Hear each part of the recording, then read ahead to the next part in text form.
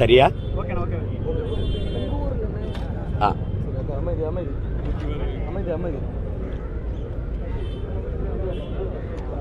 எங்களுடைய மேற்கு தொடர்ச்சி மலையை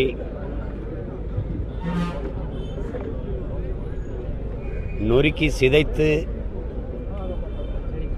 80 லட்சம் டன்களுக்கு மேலான கற்களை கேரளாவில் விளிங்கத்தில் துறைமுகம் கட்டுவதற்காக அதானி அவர்களுக்கு கொண்டு செல்கிறார்கள்.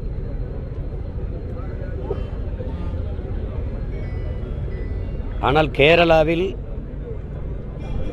மீனவ மக்களோடு சேர்ந்து இடதுசாரி தோழர்கள் அந்த துறைமுகமே எங்களுக்கு வேண்டாம் என்று போராடி கொண்டிருக்கிறார்கள். வர்ற வழியில் நான் பார்க்குறேன். காரணம், அது மண்ணரிப்பை ஏற்படுத்துவது, வீடுகளுக்குள் நீர் புகுது, வீடுகளெல்லாம் ஆக்கிரமிக்கப்படுதுங்கிறதுனால மக்கள் கொந்தளித்து போராடுகிறார்கள். இங்கே எங்களுடைய மலைகள் 1, 2, 3 என்று 16க்கும் மேற்பட்ட குவாரிகளாக தனியார் முதலாளிகளுக்கு ஒப்பந்தம் விடப்பட்டு இயற்கையின் பெருங்கொடையாக இருக்கிற பூமி தாயின் மார்பகங்களாக உயர்ந்து நிற்கிற மலைகள் நொறுக்கப்படுவது உண்மையிலேயே இந்த மண்ணின் பிள்ளைகள் தாங்க முடியாத துயரத்தில் தவித்துக் கொண்டிருக்கிறோம். அதை தடுக்க முடியலையேங்கிற வலியும் வேதனையும் தான் எங்களுக்கு ஆட்கொண்டு அழுத்துது. அதிலிருந்து மீள முடியாத போது அரசு திடீர்னு அருமணல் நிறுவனத்திற்கு கடற்கரையை 1144 ஹெக்டேர், அரசுக்கு சொந்தமானது 40 ஏக்கர் தான். ஆனால் 1144 ஹெக்டேரை தனியார் நிறுவனத்துக்கு ஒப்பந்தம் கொடுக்குது அருமணலை அள்ளுவது, அதாவது தாது மணலை அள்ளுவதற்கு. என் தங்கை காளியம்மாள் சொன்னது போல, மண்ணை அள்ளிட்டால் மணல் ஆயிரும், வெறும் துகளாயிரும். அது நீரை தேக்கவும் செய்யாது, அது தடுக்கவும் செய்யாது, அது தூசாயிரும். அப்படி இருக்கும்போது கடற்கரையில் வாழுகிற எங்கள் மீனவல் குடிகளுக்கு என்ன பாதுகாப்பு? அதில் எவ்வளவு வீடுகள் ஆக்கிரமிக்கப்படும், எவ்வளவு எங்கள் நிலங்கள் பாழாகும் என்பதை நீங்கள் கற்பனை செஞ்சு பார்க்கணும். இதற்கப்புறம் தேங்காய்பட்டினத்தில் உங்களுக்கு தெரியும், இறையுமன் துறைமுகத்தில் இங்கே எல்லாருமே என் தங்கை தம்பியெல்லாம் பேசணுங்க, கணக்கு தவறாக சொன்னாங்க. 15 நாங்க 17 நாங்க 27 மீனவர்கள் இதுவரை இருந்திருக்காங்க. நாங்கள் அவ்வப்போது எப்போதாவது இறந்து போகிறோம், எங்களுக்கு பாதுகாப்பாக மீன்பிடிக்க துறைமுகம் வேண்டும்னு என் மக்கள் போராடிய போராட்டத்தின் விளைவுதான் அந்த துறைமுகம், மீன்பிடி துறைமுகம். துறைமுகம் வந்த பிறகு எங்களுடைய இறப்பு வீதம் அதிகரிக்குது. இது காரணம் என்ன? துறைமுகத்தை பொறுப்புணர்வோடு உரிய கட்டுமானத்தோடு கட்டாமல் தான் தோன்றித்தனமாக, அதாவது எங்கள் மீனவர்களுக்கு ஒன்றும் தெரியாது, எங்களை அறிவற்றவர்கள் என்று நினைச்சு கடலோடு வாழுகிறவன் நான். எனக்கு தான் என்னன்னு தெரியும். என்கிட்ட கேட்காம ஏதோ அங்கேருந்து வந்தான் இங்கே பொறியாளர், இந்த நாட்டுக்காரன் அந்த நாட்டுக்காரன்னா, சொந்த நாட்டுக்காரன் எனக்கு இருக்கிற அறிவு அவனுக்கு எப்படி இருக்கும்? எப்படி அலை தடுப்பு சுவரை அமைக்க வேண்டும் என்ற அடிப்படையில் அது கட்டி எங்களுக்கு 40 மீட்டர் தான், 40 மீட்டர் தான் அந்த முகப்பு இருக்குது, களிமுகம் இருக்குது. அதுக்குள்ளே தான் இருந்து போகணும், வெளியில் போகணும், உள்ளே வரணும். குறைஞ்சது 1 கிலோமீட்டர் தூரத்துக்காவது அந்த கடல் அலை தடுப்பு சுவரை நீங்கள் நகர்த்தி கொண்டு போகணும். இங்கே குறைஞ்சபட்சம் 300 மீட்டருக்கு எங்களுக்கு இந்த முகப்பு களிமுகம் இருக்கணுங்கிறாங்க. அங்கே தாமிரபரணி ஆறு போய் கலப்பதுனால அங்கே மண் செம்மி போய் மேடாக இருக்குது. அந்த மண்ணை அள்ளுங்கிறோம், அது அல்லலை. கடற்கரையில் இருக்க இந்த மண்ணை அல்லாதேங்கிறோம், அது அல்லணுங்கிறாங்க. மலையை நொறுக்கி மணலாக அல்லாதேங்கிறோம், அது அல்லணுங்கிறாங்க. இது எவ்வளோ வேடிக்கைங்கிறது நீங்கள் பாருங்கள். இப்போ ஒட்டுமொத்தமாக எங்கள் வளங்களை களவு கொடுத்துட்டு வேடிக்கை பார்த்துட்டு இருக்க முடியாது. எங்களுக்கு நாங்கள் கும்பிடுற சாமியை விட, நாங்கள் வணங்குகிற சாமியை விட வாழுகிற பூமி எங்களுக்கு ரொம்ப முக்கியமானது. அதனால் ஒரு பூமி தான் இருக்குது, ஒவ்வொருத்தனுக்கும் ஒரு சாமி இருக்குது. ஆனால் ஒட்டுமொத்த உலகத்தில் எல்லாருக்கும் ஒரே பூமி தான் இருக்குது. அந்த பூமியை காப்பாற்ற வேண்டிய பொறுப்பும் கடமையும் எங்கள் கட்சிக்காரங்களில் ஒவ்வொருத்தருக்கும் இருக்குது. எனக்கு இல்லை, இங்கே கூடியிருக்கிற என் பிள்ளைகளுக்கு இல்லை, ஆர்ப்பாட்டத்தில் பங்கேற்றுக்கிற மக்களுக்கு மட்டுமில்லை, எல்லாருக்குமான கடமை. அதுக்காக தான் இந்த போராட்டத்தை நாங்கள் செய்கிறோம். ஏற்கனவே இதே கன்னியாகுமரியில் எங்கள் மலைகளை கற்களாக நொறுக்கி கடத்தாதீர்கள் என்று போராடினோம். அதுக்கு ஒன்றும் மதிப்பு இல்லை. ஒரு உண்மையிலேயே ஒரு மண்ணின் மகன் எப்படி ஒரு நல்ல தாய்க்கு பிறந்தவன் தாயின் மாறை அறுக்க எப்படி பொறுத்து கொண்டு இருப்பான்னு நீங்கள் யோசிங்க. இது என் பூமி தாயின் மாறை அறுக்கிற செயல். அதை தாங்க முடியாமல் தான் இந்த தடுக்கணும்னு நினச்சி போராடும். என் மக்களுக்கு உணர்த்துகிறோம். ஒருவேளை முடியலை, இவர்கள் செய்ய மாட்டார்கள், முடியலைன்னா நாங்கள் அதிகாரத்துக்கு வந்து தடுப்போம். பெரும் பெரும் குழிகளாக இருப்பதில் எவனவன் அள்ளி என் மணலை கடத்தினானோ அதில் தூக்கி போட்டு அவங்கள புதைப்போம். இதை தவிர எங்களுக்கு வேறு வழி கிடையாது. அந்த அதிகாரத்தில் இருப்பவர்கள் இதை கவனம் செய்யணும். இன்னொரு தலைமுறை பல தலைமுறை தாண்டி வாழ்வதற்கு வாய்ப்பான பூமியாக இதை வைத்து விட்டு போக வேண்டிய பொறுப்பும் கடமையும் இருக்குது. அதற்காகத்தான் இந்த போராட்டம். அதை செய்கிறோம். வேற அவ்வளோதானே. எந்த விஷயத்திலையும் தட்டி கேட்கும் ஒரு இயக்கம் மத்திய அரசை தட்டி கேட்கும் ஒரு இயக்கம் திமுக அப்படின்னு சொல்லிட்டு கனிமொழி எம்பி சொல்லியிருக்காங்க. அப்படியா? எதை தட்டி கேட்டிருக்காங்க? நாங்கள் வந்தால் நீட்டை வந்து ரத்து செஞ்சு கொண்டு வந்துடுவோம், அதுக்கு எங்களுக்கு திட்டம் இருக்குது, அதுக்கு எங்களுக்கெல்லாம் வேறு யோசனை இருக்குதுன்னு பேசுனாங்கல்ல. அம்மா கனிமொழியும் பேசுனாங்க, ஐயா ஸ்டாலின் அவர்களும் பேசுனாங்க, தம்பி உதயநிதியும் பேசுனாங்க. அப்புறம் ஏன் இருக்குது நீட்டு தீர்மானம்? எந்த தீர்மானத்தை மைய அரசு ஏற்றிருக்கு? இந்திய ஒன்றிய அரசு எந்த தீர்மானத்தை ஏற்றிருக்கு? நீட்டுக்கு இவங்க தான் போட்டாங்களா? எடப்பாடி கூட தான் போட்டு அனுப்புனாங்க. ஏற்றாங்களா சொல்லுங்கள். உங்களால் சண்டை போட துணிவு இருக்கா? நான் போடுவேன். நீ போட்டு அனுப்புகிற சட்டத்தை நாங்கள் இருக்கணும். 8 கோடி மக்களின் பிரதிநிதித்துவத்தை பெற்ற ஒரு அரசு நான் போட்டு அனுப்புகிற சட்டத்தை நீ மதிக்கிறேன்னா ஓ சட்டத்தை நான் ஏன் மதிக்கணும்னு கேட்க துணிவு இருக்கா? மின் மசோதாவை தடுக்க துணிவு இருக்கா? அது ஓபிஎஸ் போட்ட உதயமின் திட்டத்தில் போட்ட கையெழுத்துங்க. அவர் போட்டார். நீங்கள் தடுத்து போராட முடியாதா? இந்த கல்குவாரியை தடுக்க முடியாதா? சொல்லுங்கள், தடுக்க முடியாதா? எத்தனை ஆண்டுகளாக நீங்கள் வந்து 2009 தொடங்கினது, 19 ஆரம்பித்தார். 19 வந்து 2007 தொடங்கப்பட்ட தேவைப்பட்ட அந்த துறைமுகம் 2019 வந்து ஐயா எடப்பாடி காணொலி மூலம் திறந்து விட்டார். இவ்வளவு ஆண்டுகள் ஆயிடுச்சு. அதை வந்து பார்வையிட்டு முறையாக கட்டப்பட்டிருக்கா? ஏதாவது ஆய்வு நடந்திருக்கா? தட்டி கேட்பேன் எதிர்த்து பேப்பேன்னா எதை எதிர்த்து பேசியிருக்கிறீங்க? நீங்கள் எதை எதிர்த்து பேசியிருக்கீங்க? இந்த 11 பேரை விடுதலை செஞ்சுருக்காங்கல்ல, சுதந்திர கொடியை பிடிங்கன்னு அதே நாளில் 11 பேரை இதை எதிர்த்து பேசியிருக்கீங்களா? ஒரே அரசியலுக்கு நாங்கள் தான் எதிர்த்து பேசியிருக்கோம், நாங்கள் தான் அறிக்கை கொடுத்துருக்கோம். ஏன் பேசலை?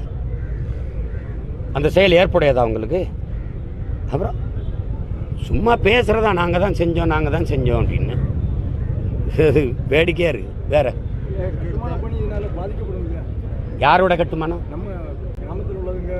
யாரோட கட்டுமானம்? உங்களுக்கு வீடு இருக்கா? வீட்டில் இருக்கீங்களா? ஆத்து மணல் அள்ளி மலையை மணலாக நொறுக்கி தான் உங்கள் பாட்டம் கட்டினானா? கேட்கறதுக்கு பதில் ஆத்து 32 ஆத்து மணல் அள்ளி மலையை மணலாக நொறுக்கி தான் உங்கள் பாட்டம் வீடு கட்டினானா? நான் கேட்கறது, ஏன் ஆற்றுல மணல் இல்லாமல் மலைக்கு மணலுக்கு வந்த 32 ஆண்டுல மணல் எங்கே? தமிழ்நாட்டு மக்களின் மணல் தேவைக்கு மட்டும்தான் மணல் அள்ளப்பட்டதா? பதில் இருக்கா? இல்லை.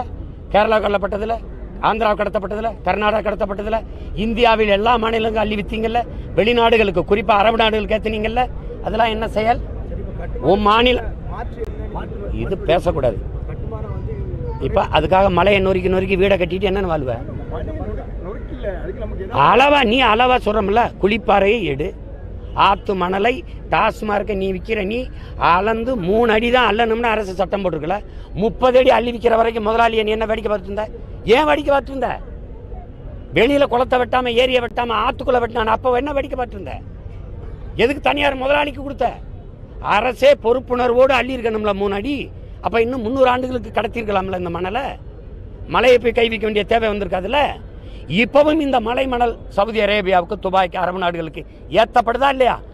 அங்கே வேலை செய்கிற நிறுவனத்தில் என் தம்பி வேலை செய்கிறான், கட்சிக்கார பிள்ளை. நம்ம மலை மணல் பாருங்கன்னா இந்த பையில் எப்படி இருக்குன்னு எனக்கு அனுப்புகிறான். தீர்வு என்ன தீர்வு? இவர்களை தூக்கி அதே குழிகளை போட்டு மூடுவதை தவிர வேற தீர்வு என்ன இருக்கு? தீர்வு என்ன இருக்குன்னு கேட்குறீங்க? தீர்வு மணலை அள்ளி விற்கிறது தானே. கிராமங்களில் உள்ளவங்களுக்கு மட்டும்தான் மணல் தேவைப்படுது. தற்போதைய நிலைமைக்கு என்ன செய்யணும்? நீங்கள் சீராக அதை அள்ளுங்கன்றோம். தனியார் முதலாளிகள் கொடுத்தா அவன் லாப தேவைக்கு மண்ணை 3 அடியை 30 அடி 40 அடிக்கு அள்ளி வித்துடுறான். நீங்கள் சீராக கொண்டு போயிருந்தா நான் சொல்கிறதான் 300 ஆண்டு 400 ஆண்டுகளுக்கு அந்த மணலை அப்படியே கொண்டு போயிருக்கலாம். அடுத்து மெதுவாக ஆற்றில் படிந்து அந்த மணல் வளர்ந்துருக்கும். இப்போ எங்கிருந்து அருவி வந்தது, ஆறு வந்தது, ஆற்றில் எங்கிருந்து ஆற்றுக்கு மேலே மணல் வந்தது. இப்போ அந்த மலையவே நீ கொடை நொறுக்கிற. இப்போ மலையை முடிச்சிட்டீங்கன்னா அருவி எங்கேருந்து வரும்? ஆறு எங்கேருந்து வரும்? ஆறில் மணல் எங்கேருந்து வரும்? அந்த கேள்விக்கு ஏன் பதில் நீங்கள் சொல்ல மாட்டேங்கிறீங்க? கட்டுமான தொழில் மலை மணலை நம்பி தான் காத்திருக்கீங்களா? நீங்கள் ஸ்டாலின் அவர்கிட்ட கேளுங்க என்ன பண்ணலான்னு. என்கிட்ட ஏன் கேட்குறீங்க? என்கிட்ட ஏன் கேட்குறீங்க? தடுக்கிறது நீ மலையை குடைஞ்சிட்டு போகிறது எப்படி, நீ மணலாக்குறது நான் எப்படி தவிக்க முடியும்? ஆமாம், மாற்று வழி நீ வந்து என்ன பண்ண, மாற்று வழி குளிப்பாறைகளை நீ எடு, என் மண்ணின் மக்களுக்கு மட்டும் எடு. நீ விளிங்கத்தில் துறைமுகம் கட்ட நீ அதானி கொடுக்கணும்னா கேரளாவில் இருக்க ஆற்று மணல் அள்ளப்படுதா? கேரளாவில் பாலாற்று மணல் விற்கப்படுதுன்னு இங்கே பாலாற்று மணல் கிடைக்கும்னு எழுதியிருக்கா இல்லையா? கேரளாவில் மேற்கு தொடர்ச்சி மலை இருக்குல்ல, ஏன் அவன் மலையை தொடல? அப்போ உனக்கு அவனுக்கு இருக்க அக்கறை உனக்கு ஏன் இல்லை?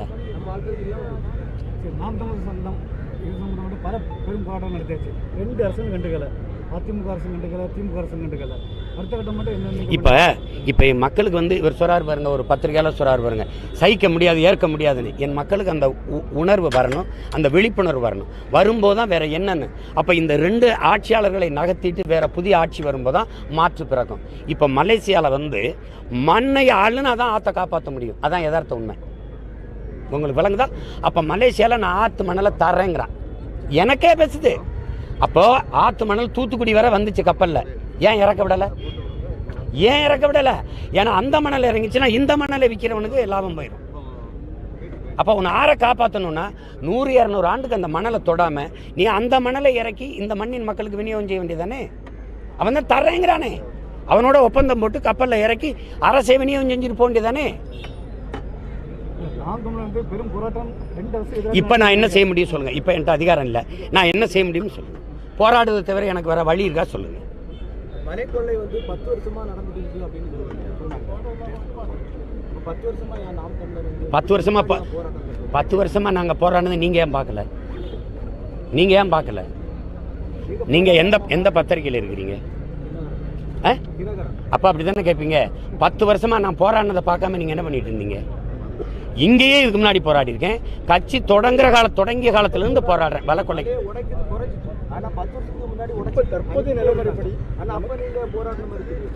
அது நீங்க கவனிக்கல, அப்ப இருந்தே நாங்க போராடி இருக்கோம். மாவட்டத்தில் உள்ள மலைகளில் வந்து புரியுதா? எல்லா திருநெல்வேலியில போராடி இருக்கோம், தருமபுரியில போராடி இருக்கோம், கிருஷ்ணகிரியில போராடி இருக்கோம். எல்லா இடங்கள்லையும் வலக்கொள்ளைக்கு எதிராக, மலையை நோக்கி அள்ளுவதற்கு எதிராக போராடி இருக்கோம். ஆற்று மணலை அள்ளுமிருந்து போராடுறோம். ஆற்று மணல் தீர்ந்த பிறகு மலையை குடையும் போது மலை மணலை அள்ளாதீங்கன்னு போராடுறோம். M-SAND வந்ததுலேருந்து போராடுறோம். நீங்கள் கவனிக்கலைன்னா அது உங்கள் தவறு.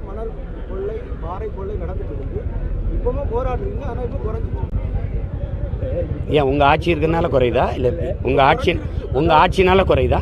இல்லை உங்கள் ஆட்சி இப்போ நான் இப்போ கன்னியாகுமரியிலேருந்து விளிங்கத்துக்கு சகோதரா உங்களை அளவுக்கு ஸ்கேல் வச்சு அலங்கன்னு நான் சொல்லலை. இப்போ கன்னியாகுமரியிலேருந்து மலை கற்களாக நொறுக்கி விளிங்கத்துக்கு கொண்டு போகப்படுதா இல்லையா? அது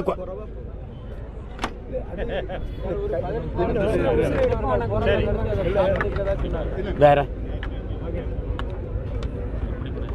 உங்க ஆட்சியில் குறைஞ்சிருச்சுங்கிறீங்க, அதானே சொல்ல வரீங்க? உங்க ஆட்சியில் குறைஞ்சிருச்சு அது சொல்றாரு. இப்போ கேரளாக்கு மட்டும் தாங்க போகுது, இங்க கிடைக்கவே இல்லையா? இப்போ வந்து பாறைக்கு வந்து பெர்மிட்டே கொடுக்கலங்க. நம்ம கன்னியாகுமரி கொடுக்கல, ஆனா பாறை போகுது. அது தெரியல.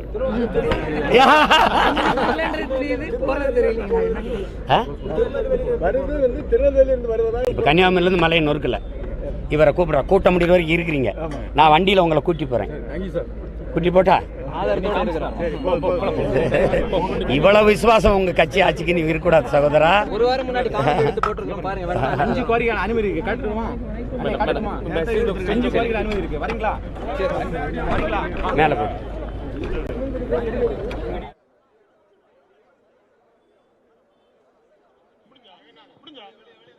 அண்ணா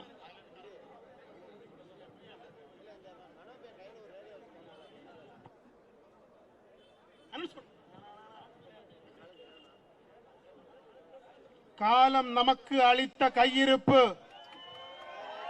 தமிழ் பகை முடிக்க வந்த பெருநெருப்பு, 12 கோடி தமிழ் தேசிய இனத்தின் ஒற்றை நம்பிக்கை, தலைவர் தந்த தமிழ் கொடை, நாம் தமிழர் கட்சியின் தலைமை ஒருங்கிணைப்பாளர், மண்ணின் காவலன், எங்கள் செந்தமிழன் சீமான்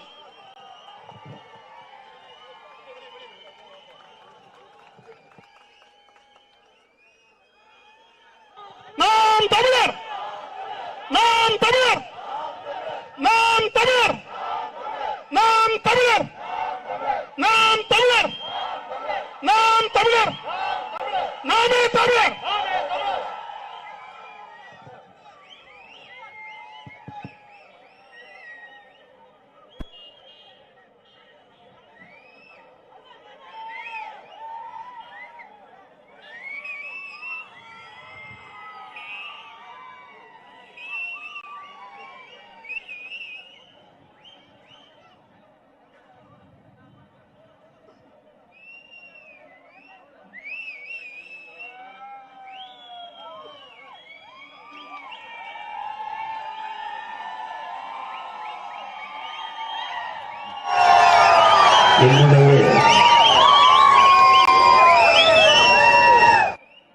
உயிரோடு கலந்து வாழுகின்ற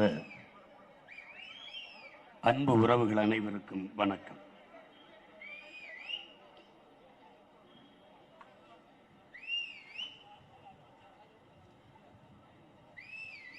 நாம் தொடர்ந்து போராடிக் கொண்டே இருக்கிறோம்.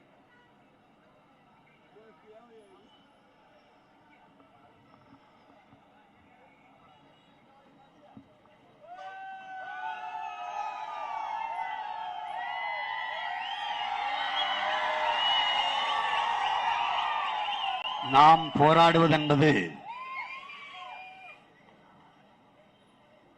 பொழுதுபோக்கிற்காக அல்ல. நாமும் நம் வருங்கால தலைமுறையும் வாழ்வதற்காக.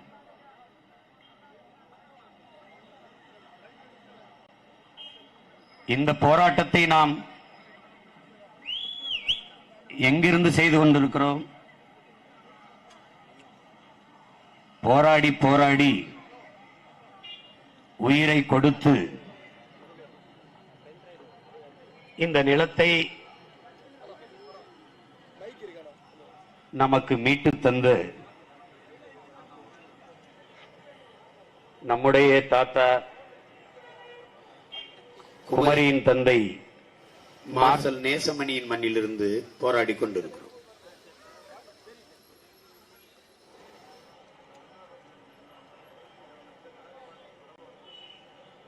ஒரு சமதர்ம சமூகத்தை, ஒரு பொதுவுடைமை பூமியை மலரச் செய்ய வேண்டும் என்று போராடிய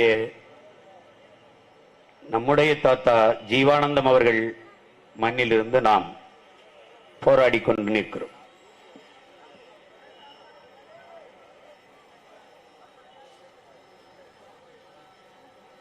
சாதிய இழிவை, தீண்டாமையை, அடக்குமுறை, ஒடுக்குமுறை, அச்சுறுத்தலை எதிர்த்து நின்று எதிர்ப்புரட்சி செய்து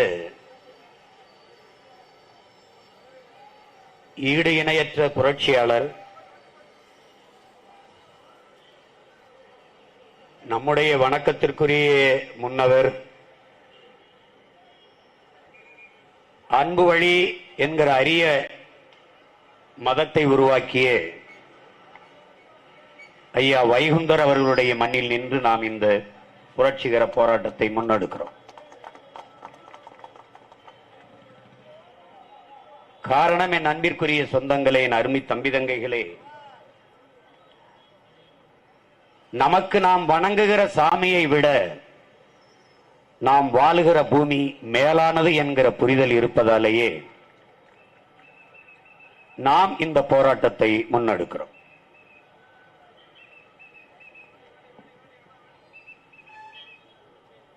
நாம் தமிழர் கட்சிக்காரர்களுக்கு வேறு வேலை இல்லை. எப்போது பார்த்தாலும் போராடிக் கொண்டே இருப்பார்கள்.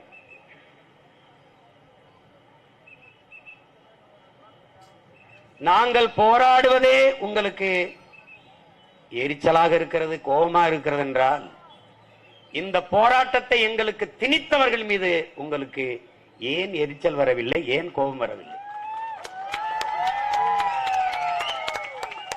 இந்த போராட்டத்தை எங்களுக்கு கையளித்தது யார்? எல்லோரையும் போல விளையாட, திரைப்படம் பார்க்க, தொலைக்காட்சியில் தொடர் பார்க்க, நண்பர்களோடு விளையாட, கடற்கரையை சுற்றி பார்க்க எல்லோரையும் போல எங்களுக்கும் ஆசை இருக்கிறது. ஆனால் எதற்காக நாங்கள் போராட வேண்டும்?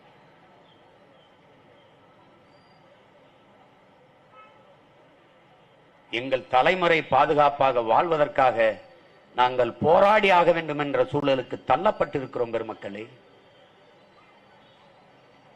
இது நாங்கள் விரும்பி ஏற்றுக்கொண்ட போராட்டங்கள் அல்ல, எங்கள் மீது திணிக்கப்பட்ட போராட்டங்கள்.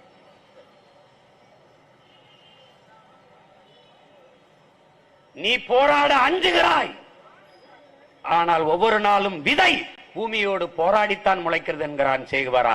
அதனால் தான் நாங்கள் போராடுகிறோம் பெருமக்களே. நீங்கள் இதை புரிந்து கொள்ள வேண்டும். போர்க்குணமற்ற உயிரினங்கள் உலகில் பரிதாபகரமானவை. போராட்டமே மனித இருத்தலை உறுதி செய்கிறது. போராடும் போதுதான் மனிதனை பிறக்கிறான் என்கிறான் மார்க்சியம் கார்கி. எங்கள் வாழ்வின் இருத்தலை உறுதி செய்வதற்காகவே நாங்கள் போராடிக் கொண்டிருக்கிறோம். என் அன்பு சொந்தங்களே, இதை நீங்கள் அறிந்து கொள்ள வேண்டும். இழந்துவிட்ட உரிமைகளை பிச்சை கேட்டு பெற முடியாது, போராடித்தான் பெற்றாக வேண்டும் என்கிறார் புரட்சியாளர் அண்ணல் அம்பேத்கர். எங்கள் உரிமைகளை பெறுவதற்காகவே நாங்கள் போராடிக் கொண்டிருக்கிறோம்.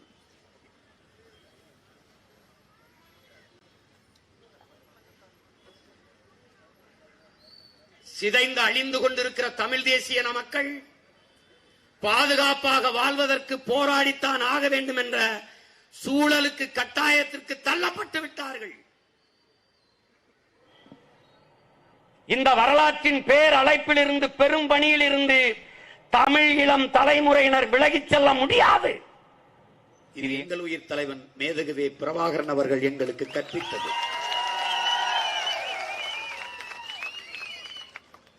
எனவே எமது இனம் சிதைந்து அழிந்து விடாமல் பாதுகாப்பதற்காக நாங்கள் தொடர்ச்சியாக போராட்ட களத்திலே நிற்கிறோம் எனது அருமை சொந்தங்களே, என் அன்பு உடன் பிறந்தார்களே.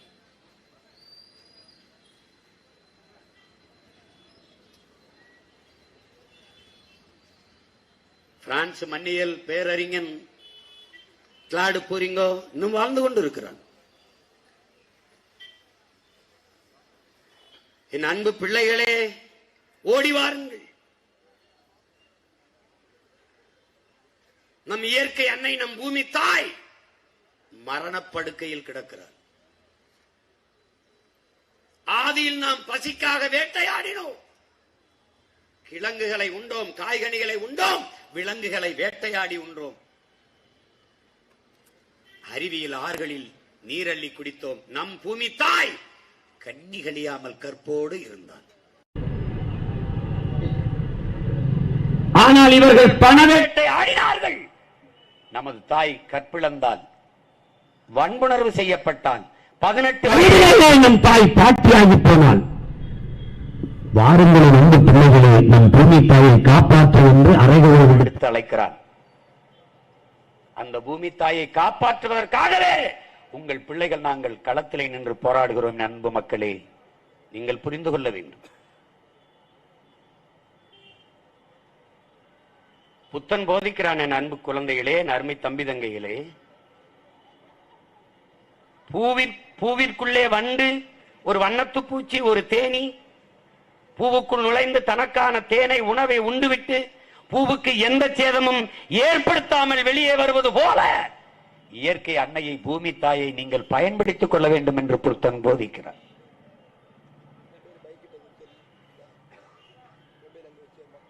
அதை படித்து உணர்ந்த பிள்ளைகள், அறிந்து தெளிந்த பிள்ளைகள், பூமி தாய்க்கு பேராபத்து வருகிற போது அதை காப்பாற்றுவதற்காக களத்திலே நிற்கிறோம். அண்ணல் காந்தியடிகள், நம் இயற்கை அன்னை, இந்த பூமி தாய் உலகில் எல்லா உயிர்களுக்கும் தேவையானதை தந்து விடுகிறார். ஆனால் மனிதனின் பேராசைக்கு தர முடியாமல் தவிக்கிறார். இந்த பேராசைக்காரர்களிடம் இருந்து எங்கள் பூமி தாயை காப்பாற்றுவதற்காகவே நாங்கள் களத்தில் நிற்கிறோம். என் அன்பு தம்பி தங்கைகளே, என் அருமை உடன் பிறந்தார்கள்.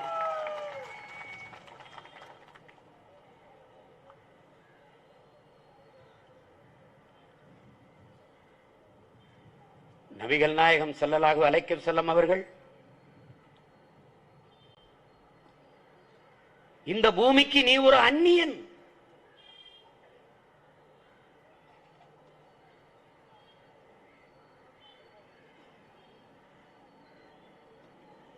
நீ ஒரு விருந்தினன், அப்படிதான் நீ வந்துட்டு போகணும் என்று நமக்கு போதிக்கிறார்கள்.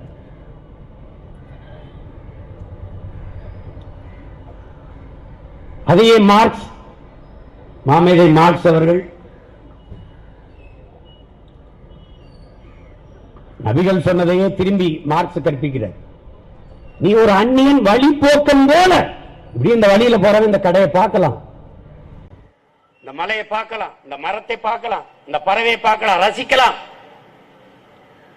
ஆனால் நீ கடந்து போயிடணும், அவ்வளவுதான். உனக்கு இதுல உனக்கு எந்த உரிமையும் கிடையாது. அதேதான் மார்க்ஸ் சொல்றான். இந்த பூமி தனி ஒரு மனிதனின் உடைமை அல்ல, அது ஒரு சமூகத்தின் சொத்தும் அல்ல, இது எந்த ஒரு தேசத்தின் உடைமையும் அல்ல, ஒட்டுமொத்த மானுட சமூகத்தின் கூட்டு சொத்தும் அல்ல. இந்த பூமிக்கு மனிதர்களாகிய நாம் விருந்தினர்கள் தான், கெஸ்ட், அவ்வளவுதான், விருந்தாளி. நீங்கள் இப்போது வாழுகிற பூமியை உங்களுக்கு பிறகு வரக்கூடிய சந்ததியினருக்கு நீங்கள் வாழுகிற போது இருக்கிறதை விட 2 மடங்கு மேம்படுத்தி ஒப்படைத்து விட்டு போகிற கடமை உங்களுக்கு இருக்குதுங்கிறான் மார்க்ஸ்.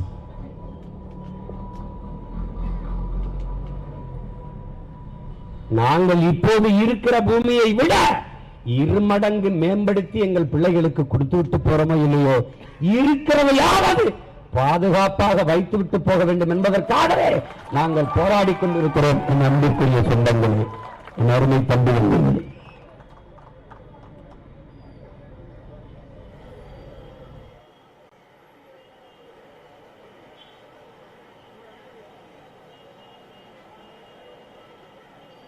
சாமி எத்தனையோ இருக்குது, மதம் எத்தனையோ இருக்குது. ஐயனாரை கும்பிடலாம், கருப்பண சாமியை கும்பிடலாம், முனியப்ப சாமியை கும்பிடலாம், மாரியம்மாவை கும்பிடலாம், காளியம்மாவை கும்பிடலாம், விநாயகரை கும்பிடலாம், சிவனை வணங்கலாம், முருகனை வணங்கலாம், சரஸ்வதி, லட்சுமி, யாரையும் வணங்கலாம், இயேசுவை துதிக்கலாம், அல்லாஹ்வை தொழலாம். எத்தனையோ சாமிகள் வணங்குவதற்கு இருக்கிறது.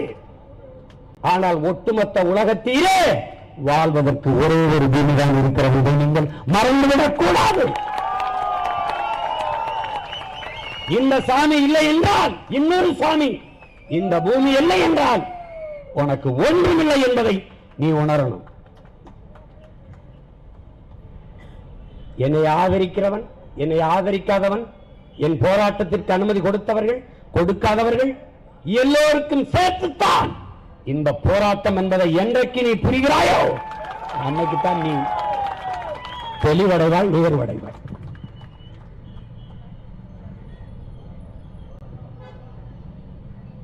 இந்த போராட்டம் எங்களுக்கானதல்ல, நமக்கானது, நமக்கானது. இன்று பிறக்கிற ஒரு குழந்தைக்கு 25 ஆண்டுகள் கழித்து இந்த பூமியில் வாழ இடம் இருக்காது. இருந்தால் அது வாழுகிற பூமியாக இருக்காது. இதை சொன்னவர் எங்களுடைய பெரிய தகப்பன் நம்மாழ்வார். அவர் பிள்ளைகள் நாங்கள். இன்னைக்கு பிறக்கிற ஒரு குழந்தைக்கு 25 ஆண்டுகள் கழித்து வாழ்வதற்கு இடமும் இருக்க வேண்டும், வாழ்கிற இடமாக இந்த பூமி இருக்க வேண்டும் என்பதற்காக போராடுகிறோம்.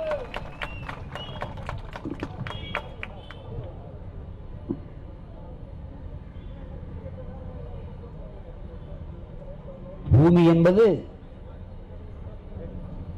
நம் தாய். உன் உடலிலே ரத்த நாளங்கள் போல பூமி தாய்க்கு நதிகள் ரத்த நாளங்கள். தாயின் முளை மார்பில் இருந்து பால் வருவது போல பூமி தாயின் மலை மார்பில் இருந்து அருவி. ஆரை பிரசவித்தது மலை, அதிலிருந்து வர அருவி, அதான் ஆரை பிரசவித்தது. அந்த மலையை நொறுக்கி கல்லாக்கிட்டீங்கன்னா அருவி எங்கிருந்து வரும்? ஆறு எங்கிருந்து வரும்? அதுல நீர் எங்கிருந்து வரும்? அப்புறம் சோறு எங்கிருந்து வரும்? அப்புறம் வயிறு எங்கிருந்து வரும்? உயிர் எங்கிருந்து, வாழ்க்கை எங்கிருந்து வரும்? இத்தனை கேள்வி இருக்கு. மலை என்பது கற்களின் குவியல் அல்ல என் உடன் பிறந்தார்களே, கற்களின் குவியல் அல்ல, அது அல்ல, அப்படி இல்ல. இயற்கையின் பெருங்குடை. நன்கு கற்றறிந்து கொள்ளணும், நன்கு கற்றறிந்து கொள்ளணும். ஒரு நாட்டின், இன்னைக்கு சொல்றதான் அல்ல, இதய சுவற்றில் ஆளை எழுதி பதிவு பண்ணி வச்சுக்கணும். ஒரு நாட்டின் எதிர்காலம் என்பது அந்த நாட்டின் வகுப்பறையில் தீர்மானிக்கப்படுது. ஒரு நாட்டின் நலன் என்பது அந்த நாட்டின் ஒவ்வொரு வீட்டின் சமையல் அறையில் தீர்மானிக்கப்படுது. ஒரு நாட்டின் வளம் என்பது அந்த நாடு பெற்றிருக்கிற நிலத்தின் வளத்தை பொறுத்து அமைகிறது. அந்த நாடு பெற்றிருக்கிற நிலத்தின் வளம் என்பது அந்த நாடு பெறுகிற நீரின் வளத்தை பொறுத்து அமைகிறது. அந்த நாடு பெறுகிற நீரின் வளம் என்பது அந்த நாடு பெறுகிற மழையின் வளத்தை பொறுத்து அமைகிறது. அந்த நாடு பெறுகிற மழையின் வளம் என்பது அந்த நாடு பெற்றிருக்கிற மலைகளின் வளத்தை பொறுத்து அமைகிறது.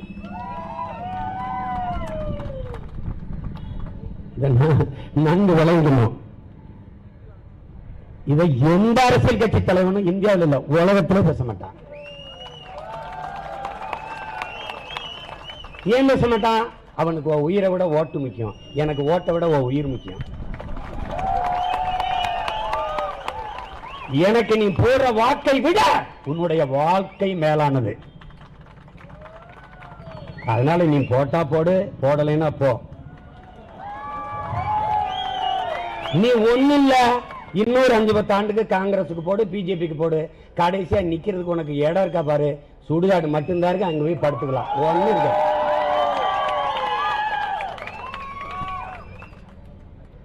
இந்த வளக்கொள்ளையை பற்றி காங்கிரசின் கருத்து என்ன? கண்ணு முன்னாடி உன் மலைகள் களவுவதை பற்றி அவர்கள் கருத்து என்ன? பாரத மாதாக்கு அந்த மாதாவை நெருங்கி கொண்டு போகும்போது அவன் எதுக்கு இங்க இருக்கான்? ஏன் எந்த கருத்து இல்ல? திராவிட கட்சிகளின் வளக்கொள்ளையை பற்றி திராவிட கட்சியின் கருத்து என்ன? என்ன கொள்ளையடிக்கிற திருடர்களே அவர்கள் தான். நான் சின்ன பிள்ளையா இருக்கும்போது தூங்க வைக்கிறதுக்கு எங்க அப்பா கதை சொல்லும். ஒரு ஊர்ல மலமுழுங்கி மகாதானே இருந்தான். அப்ப பாட்டி மடியில படுத்திருக்கிற நான், ஏடா நம்ம அப்பத்தா பொய் பேசுற? அப்பத்தா பொய் தானே, மலையை முழுங்குறதுக்காக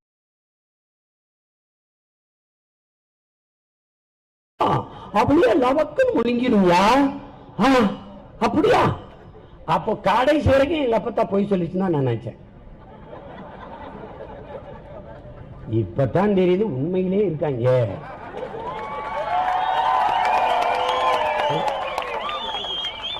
எப்ப பாருங்க எங்க பாட்டி எங்க அப்பத்தா எவ்வளவு காலத்துக்கு முன்னாடி உண்மை பேசியிருக்கா பாருங்க.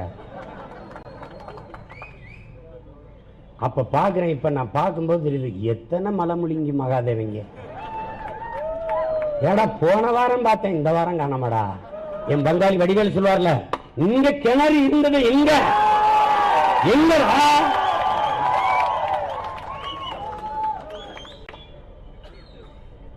எவ்வளவு வலி.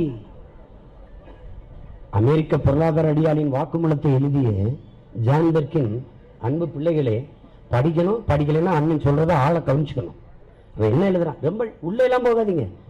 பக்கத்துல எழுதிட்டான், 300 எழுதிட்டான். என்ன எழுதிட்டான்? உங்கள் கண் முன்னே உங்கள் வளங்கள் களவு வருவதை பார்த்து கொண்டிருக்க நீங்கள் சபிக்கப்பட்டு விட்டீர்கள். நீங்கள், நான் சபிக்கப்பட்ட இனத்தின் மக்கள். இவன் திருடுவான், அயோக்கிய பையன் தெரியும். ஆனால் அதிகாரத்தை அவனுக்கு கொடுக்கிற அடிப்படை அறிவற்ற அடிமைகள் நான்.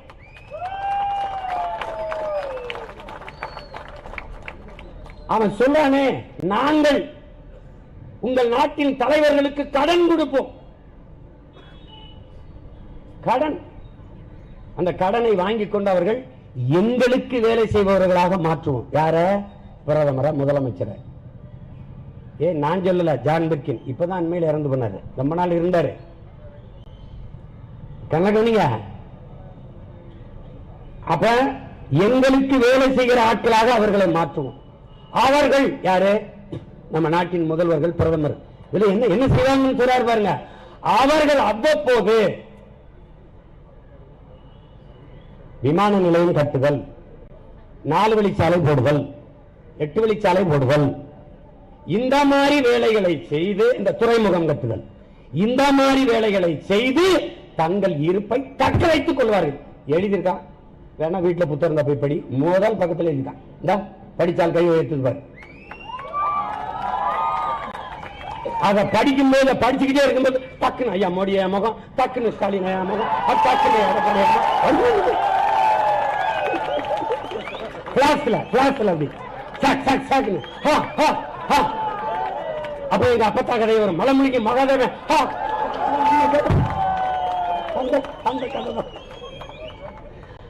என்ன பத்தாம்மா, இது ஒரு கொடுமை, இது ஒரு கொடுமை. இன்னொருத்தர் இருக்கான், ஈஎஃப் சுமாசர்னு. அவன் பாரு, பெரிய புத்தகம்லாம் இல்லடா தம்பி தங்கையில, சின்னதான், சிறியதே அழகு. பேர் எப்படி வச்சிருக்கான் பாருங்க, ஸ்மால் இஸ் பியூட்டிஃபுல். பாரு, சிறியதே அழகு, பெருசா அப்பா. அப்படி நினைச்சவன் பல பேர் பைத்தியக்காரன் ஆயிட்டான். ஒருத்தன் ரொம்ப சோர்ந்து போய் கடற்கரையில் போய் படுத்துக்கிட்டு இருந்திருக்கான். நிறைய பெட்டியை அடிக்கிருக்கு. அதை எந்த கப்பல்ல இருந்து இறக்கி பண்ணு தெரியல. சும்மா தானே படுத்து கிடக்கிறோம்னு அந்த பெட்டியை திறந்து அதுல இருக்கிற கல்லெல்லாம் எடுத்து கடலுக்கு போட்டே இருந்திருக்கான். விடிய போகுது. விடியும் முன்பது எல்லா கல்லையும் போட்டான் கடலுக்குள்ள. கடைசியா ஒரு கல் இருக்கு, என்னதான் கடலுக்குள்ள வீசிக்கிட்டு இருக்கோம்னா அவளும் வயிறம். இந்த பரதேசி பய உள்ள ராத்திரி வைரத்தை கடல் குழுதி போட்டு. அப்படித்தான் நமக்கு வைரம் எது மண்ணாங்கட்டின்னு தெரியாம சுத்திட்டு இருக்கான். இந்த வைரங்க பூரா வீதியில இருந்து கத்திக்கிட்டு இருக்கு, மண்ணாங்கட்டி மேல.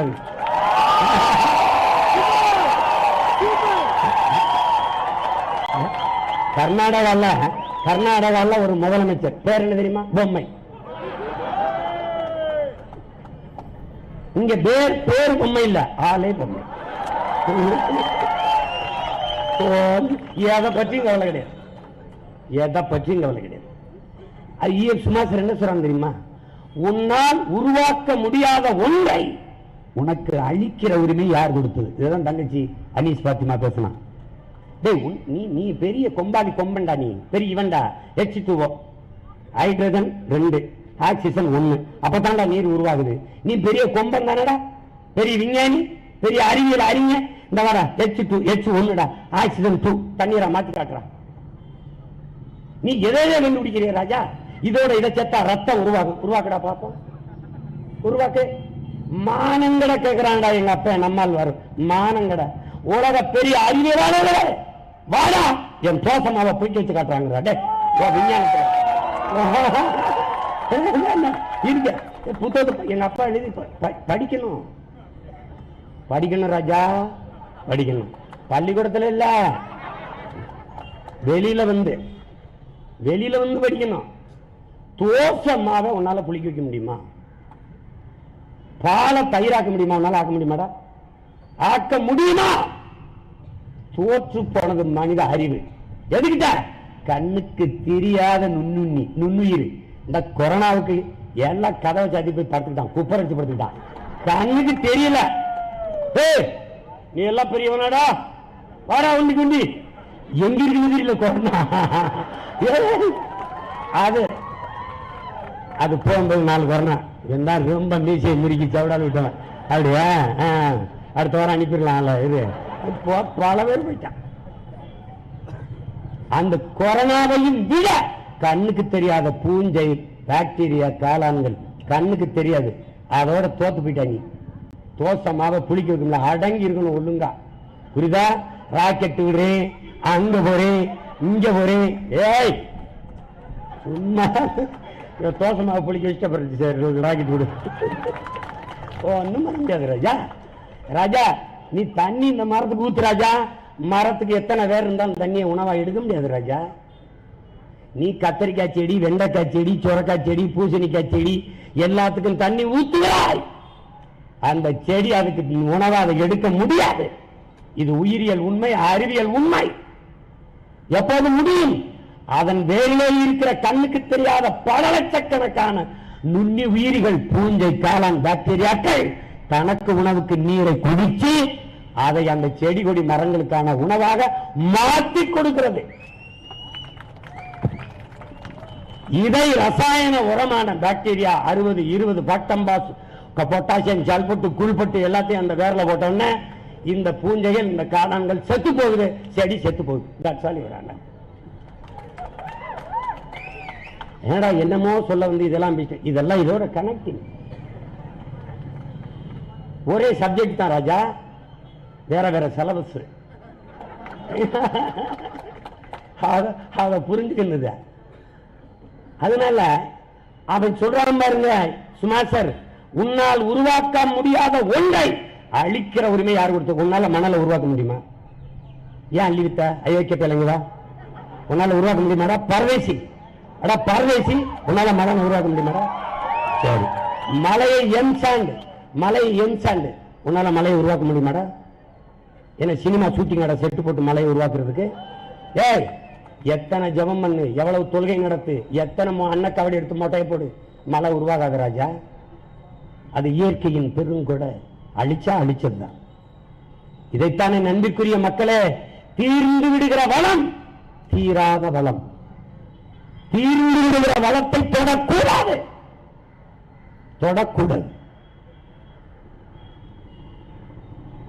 மணலை உன்னால உருவாக்க முடியாது, மலையை உருவாக்க முடியாது. அவன் இன்னும் வேதனையோட சுமாசர் கேட்கிறான், வளங்களை சுரண்டி கொழுப்பதை, கொள்ளையடிப்பதை வளர்ச்சி என்று உங்களுக்கு யார் சொல்லிக் கொடுத்தது? எவன்டாவதுக்கு கற்பித்ததுன்னு கேட்கிறான். அந்த கோபம் உங்க ஒவ்வொருத்தனுக்கு இருக்கணும். நல்லா நுட்பமா நீங்க படிச்சுக்கணும். நிலக்கரியிலிருந்து தயாரிக்கப்படுற மின்சாரங்களை, என் தம்பி தங்கைகளை, அது தீர்ந்து விடுகிற வளம், மறுபடி புதுப்பிக்க முடியாத வளம். என்னடா அண்ணன் ஏதோ பேசிட்டு நினைக்கிறீங்களா? இதையெல்லாம் பேசுறதுக்கு இந்த நாட்டில் இல்ல, உலகத்தில் உங்க அண்ணன் மட்டும்தான் இருக்கேன். அதனால நீ தெரிஞ்சுக்க. இதை நானா ஒன்னும் பேசல. எனக்கு முன்னாடி ஜேசி குமரப்பா, எங்க அப்பா நம்மாழ்வார் மாதிரி, மாசானுவ புக்காக்க மாதிரி பெரிய அறிஞர்கள், சூழியல் ஆர்வலர்கள், மேதைகள் எழுதிட்டு போயிருக்காங்க. நான் கற்றவை பற்ற வைக்கிறேன். எனக்கு 2 கோட்பாடு தான், கற்றவை பற்றவை, தீயவை தீயவை. கற்றதை பற்ற வைக்கிறேன், தீய வச்ச தீ வச்சு கொளுத்தி விட்டு போவோம், அவ்வளவுதான். அதுதான் நல்லா கவனிச்சுக்கணும். இப்போ மீத்தேன், ஈத்தேன் எடுக்கிறோம், அது தீர்ந்து விடுகிற வளம். தீராத வளம் இருக்குது, அது மறுபடி புதுப்பிக்க முடியாது. புதுப்பிக்கக்கூடிய வளம், தீராத வளம் இருக்குது. அதே மீத்தேனுக்கு என்ன? ஆடு மாட்டு கழிவு, மக்கிய இலைதலை, அந்த குப்பையில் இருந்து எவ்வளவு பயாகேஸ் வேணாங்க இருக்கலாம். இது தீராத வளம், புதுப்பிக்கக்கூடிய வளம். நிலக்கரியின் மின்சாரம் தீர்ந்து விடும் வளம், புதுப்பிக்க முடியாத வளம். காற்றாலை மின்சாரம், சூரிய ஒளி மின்சாரம், கடற்கரை மின்சாரம் தீர்ந்து விடாத வளம், புதுப்பிக்கக்கூடிய வளம். நல்ல இந்த வேறுபாடு விளங்கிக்கணும். இப்ப நீ தீராத வளத்திற்கு வா, புதுப்பிக்கக்கூடிய வளத்திற்கு வா அப்படின்னு ஆட்சியாளர் கூப்பிடுறான். வாழ நாம அங்க போறோம். 2 தான் நமக்கு தெரியுது. ஓடா ஓடா ஓடா, கமான் கமான் ஓடல, நாமளே ஓடிடுறோம். தட்சாலி வராங்க. இப்ப அதான் இருக்குது, நாம ஓடுறோம். கடைசியா இப்ப நாம ஓடுறோம். இது நல்லா விளங்கணும். அவரு ஒரு அறிவுபூர்வமா ஒரு கேள்வி. இங்க ஒரு ஐயா இருக்கிறாரு, இங்க 2 பேரு. அப்ப நம்ம வீடு கட்டுறதுக்கு என்ன பண்றது, நம்ம கட்டுமானத்துக்கு என்ன பண்றது, அது அள்ளி வித்தோன்றது கேட்கறது. இங்க பாருங்க, அரை அங்குலம் ஆற்று மணல் உருவாவதற்கு 100 ஆண்டுகள் ஆகும். இது ஒரு தோராய கணக்கு தான். எவனா ஆய்வு செய்து முழுமையா நிறுவன 100 ஆண்டுகளுக்கு குறையாம ஆகுங்கிறான். இவ்வளவு மணல் ஆத்துல படிய மணல் எப்படி உருவாகுது? அறிவு எப்படி உருவாகுது? சூரியன் தந்தையார், கடல் தாயார்கா, 2 பேரும் உறவு கொள்றாங்க. இந்த உறவின் பிறப்பு எது? ஆவி, நீராவி. மேல நீராவி ஆகி போகுது. இதுல எங்க அப்பா நம்மாழ்வார் என்ன சொல்றாரு? கண்ணதாசன் ஒரு பாட்டு எழுதுறான், நம்ம கவி அரசு. பகலின் கண்ணீர் நீர்த்துளியாகும், இரவின் கண்ணீர் பனித்துளியாகும் எழுதுறான். எங்க அப்பா நம்ம ஆள் வர்றா அறிவியலை எவ்வளவு எளிதா விளக்கிட்டாரான்னு. இரவில் நீராவியாகி போவது மேகமாகாது, பனியாகி மறுபடி கீழே கொட்டிடும், ராத்திரியே கொட்டிடும். கொட்டி என்ன ஆகுது, பனியில புல்லு மேல படுத்து கிடக்கும் பனித்துளி. அதனால என்ன சொல்றான், பகலின் கண்ணீர் மழை துளி ஆகும், இரவின் கண்ணீர் பனித்துளி ஆகும் பாடுறான். ரெண்டே வரியில முடிச்சுட்டான் சயின்ஸ. இப்ப நீராவி ஆகி மேல போய் நீராவி சுத்துது. இந்த பாரு, இந்த மேகமா ஆகல, இந்த மேகமா அது ஆகல. எப்ப மேகமாகுது, அதுக்கு கணம் ரொம்ப அடர்த்தி குறைவா இருக்கு. அப்ப என்ன சொல்லுது, மனிதனின் வேர்வை, மரங்களின் வேர்வை, பறவைகள் விலங்குகளின் வேர்வை, எல்லா வேர்வையும் நீராவியாகி மேல போகுது.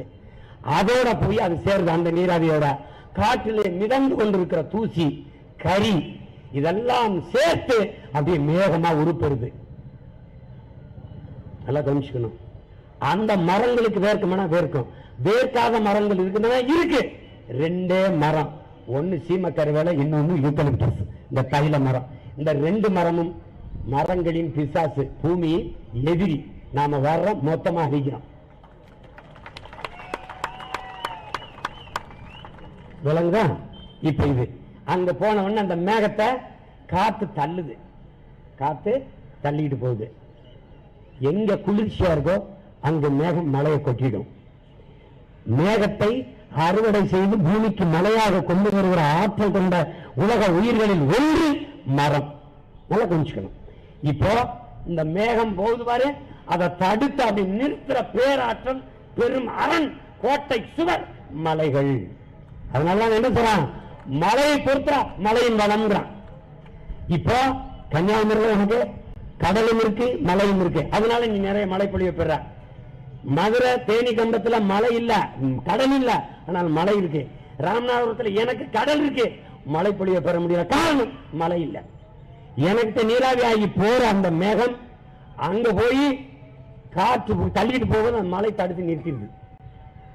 தடுத்து நிறுத்தி என்ன செய்யுது, அங்கே பாக்குது 100 அடி 200 அடி 300 அடிக்கு உயர்ந்து இருக்கிற மரங்கள், அடர்ந்து இருக்கிற மரங்கள் குழு குழு என்று குளிர்ச்சியாக இருக்குது. மேகம் மழையை கொட்டிடுது. கொட்டிய மழை நீரை உடனே பூமிக்கு விடல. மரங்கள் என்ன செய்யுது, வேர்லயே மரத்து தூர்லயே இலைகளை கொட்டி அப்படி மக்கி மக்கி மக்கி மக்கி ஒரு விதமான மண்ணா உருவாகி இருக்கு. அது நீரை குடிச்சு புடிச்சு வச்சுக்கிறது. நீண்ட நாள் உணவு தேவைக்கு இலைகள் தேக்கி வச்சுக்கிறது. அங்கிருந்து ஓடுற தண்ணீரை கிராஸ் லேண்ட் என்ன செய்யுது, புல்வெளி, அது தடுத்து வச்சுக்கிறது. அதுல இருந்து ஓடி வர்றது சோலை புற்கள் என்று இருக்குது. அந்த புற்கள் தன் உணவுக்கு தேக்கி வச்சுக்கிறது. ஒவ்வொரு அடுக்கா நீரை தேக்கி தேக்கி வச்சு ஒவ்வொரு துளியாக உருட்டி விடும்போது பல கோடி நீர்த்துளிகள் உருண்டு பேரருவியாக கொட்டுது. நன்மைக்குரிய தம்பி தங்கைகளே, ஒரே நாள்ல ஓடி விடாமல் தடுத்து அருவியாக நமக்கு வழங்கி இருப்பது காடுகளும் இந்த புற்களும் தான் என்பதை நீங்க புரிஞ்சுக்கணும். ஒரு புலி செத்து போனால் 26,000 மனிதர்களுக்கான நீர் தேவை குறைஞ்சு கிடைக்காம போயிருது, நீர் கிடைக்காம போயிருதுங்கிறான். புலிக்கு நீருக்கு என்னடா சம்பந்தம்னா, இந்த புலி, இந்த மான், இந்த வரையாடு, இந்த மாடுகளை வேட்டையாடி சாப்பிடுது. இந்த மான் வேட்டையாடி மானை, இந்த வரையாடுகளை புலி சாப்பிடலன்னா அந்த மான் இந்த புல்லில் இருக்கிற புற்களை இந்த ஆடு மானு தின்னுது. தின்னுட்டா புல்லு அழிஞ்சு போயிடுச்சுன்னா நீரை தேக்கி வைக்கிற அங்க ஆள் இல்ல. அப்ப புல் வாழணும்னா இந்த மானு வரையாடு காட்டு மாடெல்லாம் சாகணும். சாகணும்னா புலி வேட்டையாடணும். இது உயிரியல் சுழற்சி. புலிக்கு நீருக்கு என்ன சம்பந்தம்னு இப்ப உனக்கு தெரிஞ்சிருக்கும். அப்ப புலி செத்தா எனக்கு என்ன இருக்காத, நீ செத்துருவ. இப்ப புலி செத்தவன சீன கப்பல் எப்படி இங்க நிக்குது, அது மாதிரி நின்று உனக்கு புரியுதுன்னு நினைக்கிறேன். இது இது இது வந்து அப்ப என்ன ஆயிருதுன்னா, அந்த மலையை நொறுக்கும் போது, இந்த மலை அருவி ஓடி வரும்போது கற்களை உருட்டுது, பெரும் பாறைகளை உருட்டுது, ஒன்னோட ஒண்ணு பாறைகள் மோதுது, சிறு சிறு துகளா நெருங்குது. ஆறை நீ உருவாக்கல, அருவி உருவாக்குச்சு. ஏரி குளம் தான் நீ வெட்டின, கிணறு தான் நீ வெட்டின, கம்மாயை நீ வெட்டின, ஆறை நீ உருவாக்கின. இயற்கையின் கொடை அதுவா பாதை கண்டு ஓடிச்சு. அதுல இந்த நொறுங்கிய மணல் துகள்கள் அப்படியே படிஞ்சிச்சு. அரை எங்கலம் 100 ஆண்டு. நீ என்ன பண்ணிட்ட, 3 அடி அள்ளலாம்னு அரசு சொல்லுது, நீ 30 அடி அள்ளிட்ட. எத்தனை லட்சம் ஆண்டுகள் ஆகும்னு பாரு. ஆறை உயிர்ப்பிக்க முடியுமா? முடியும். ஏன் இப்ப பயம் வருது, ஆறு எங்க உருவாச்சோ அந்த மலையை எம் சாண்ட், மலை மணல் என்று நீ மறுக்கிற. அதனாலதான் நாங்க தடுக்கிறோம். அதே இந்த பேராபத்தை புரிஞ்சுக்கணும். விளிங்கத்துல துறைமுகம் கட்டுறதுக்கு 80 லட்சம் டன் கற்கள் வேணும்னு பத்திரிகையில் அவங்கள போட்டுருக்காங்க. அது 100 லட்சம் டன்னா கூட இருக்கலாம். ஆனா என்ன கொடுமை, விளிங்கத்துல துறைமுகம் வேணாம் மூடுன்னு மக்கள் போராடிட்டு தான், மீனவ மக்கள் இடசாரி தோழர்கள் சேர்ந்து போராடுறாங்க. அதை கொஞ்சம் முன்னாடி கட்டுறதுக்கு முன்னாடி போயிருந்தா நாமளும் சேர்ந்து போராடி இந்த மலையை காப்பாற்றிருந்துருக்கலாம். கட்டி முடிஞ்சு போச்சு. நம்ம பாதி மலைக்கு மேல தின்னுட்டான். நம்ம பிள்ளைங்க வீடு அண்ணலில எடுத்து படமா வெளியிட்டுறான். எங்க உயிருக்கு உத்தரவாதம் இல்ல, ஆனா எடுத்துட்டோம் பாத்துக்கிறீங்க, இந்த அளவுக்கு தான் மலை இருக்குன்னு முடிச்சுட்டா மலையே. அப்ப எங்க எத்தனை துறைமுகம் வேணாலும் கட்டலாம், அது மனித ஆற்றல். ஆனால் மலையை உங்களால் உருவாக்க முடியாது. நம்பிக்குரிய சொந்தங்களே, என் அருமை தம்பிகளே புரிஞ்சுக்கலாம். இப்ப எதுக்கு விளிம்பத்துல துறைமுகம்? இந்த விளிம்பத்தில் கட்டுற துறைமுகத்துக்கே 80 லட்சம் டன் கற்கள் தேவை என்றால், சென்னையிலே காட்டுப்பள்ளியிலே 6111 ஏக்கரில் நீங்கள் துறைமுகம் கட்டுவதாக சொல்கிறீர்கள். அதுக்கு எத்தனை மலையில் நீங்கள் நொறுக்குவீர்கள்? எவ்வளவு லட்சம் டன் கற்களை நீங்கள் கொட்டுவீர்கள்? கற்பனை கூட செய்ய முடியல. யோசிச்சு பார்த்துக்க என்ன நடக்குதுன்னு. அதனால நீ மழை வரணும், உன் நிலம் வளமாக இருக்கணும் என்றால் மழை அவசியம். அப்ப மழையை காப்பாற்ற வேண்டியது நம் ஒவ்வொருவருடைய பொறுப்பு. அதனாலதான் இந்த போராட்டம். அது பத்தாக்குறைக்கு இதுக்கு நம்ம போராடிட்டு இருக்கும்போது அருமணல் ஆலைக்கு தாது மணலை அள்ளிக்கொள்வதற்கு கடற்கரையில் ஒப்பந்தம். அரசுக்கு சொந்தமானது ஒரு 40 ஏக்கர் தான். ஆனா 144 ஹெக்டேர் நீ மண்ணை அள்ளிக்க, தாது மணலை அள்ளிக்கன்னு ஒப்பந்தம். அவ்வளவுதான், கடற்கரை வளம் முடிஞ்சிச்சு. அங்க மீனவ நம் மக்கள் வாழ முடியாது, குடியிருக்க முடியாது, எல்லாவற்றையும் நாசமாக்கிடுவான். காற்று நஞ்சாயிரும், நீர் நஞ்சாயிரும், அவ்வளவுதான் முடிஞ்சிச்சு. அதுக்கப்புறம் இன்னும் பிரச்சனை பாருங்க. கன்னியாகுமரி மாவட்டத்துக்கு அங்க தேங்காய்பட்டினத்துல துறைமுகம் இல்ல, ஒரு மீன்பிடி துறைமுகம் வேண்டும் என்று நம் மக்கள் போராடி கேட்டதான் அது. அதுக்கு வருது 2007ஆம் ஆண்டுல வருது. 2019 எடப்பாடி பழனிசாமி காணொலி மூலம் திறந்து வைக்கிறார். வந்து பார்த்து கூட திறந்து வைக்கல. அது எப்படி கட்டப்பட்டிருக்கும் கூட கவனிக்கல. முழுமையாக கட்டமைக்கப்படாதனால, கட்டி திறக்கப்படாதனால உயிர் பாதுகாப்புக்காக கேட்ட துறைமுகம் உயிரை எடுக்குது. அதான் அங்க இருக்கிற சிக்கல். நம் தம்பிகள் எண்ணிக்கையை தவறாக பதிவு செய்தார்கள். இதுவரை 27 நம் மீனவ சொந்தங்களின் உயிர்கள் பறிக்கப்பட்டிருக்கு, சைமனோட சேர்த்து.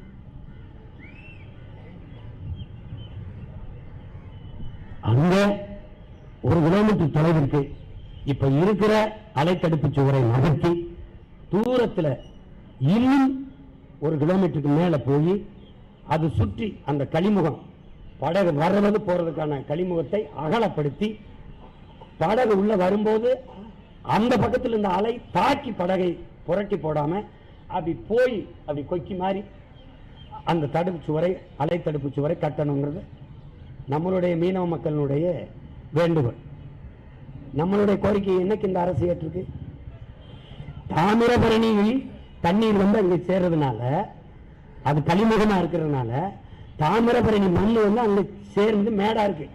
இந்த மேடு மணலை அள்ளி சமப்படுத்துங்கன்னு சொன்னா அந்த மணலை அள்ள சொல்லி போராடுகிறோம். அல்லாம கடற்கரை மணலை அள்ளி தாது மணலா வித்துக்க, மலையை நொறுக்கி மனை மணலா வித்துக்க, எந்த மணலை அள்ள சொல்லுகிறோமோ அதை அள்ளுவதில்லை, எந்த மணலை அல்லாத என்று போராடுகிறோமோ அதை அள்ளுகிறார்.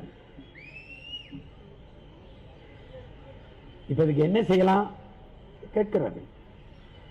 நாம் அதிகாரத்துக்கு வந்த பிறகு அந்த பள்ளத்திலே இவர்களை தள்ளி மூடிவிடும்.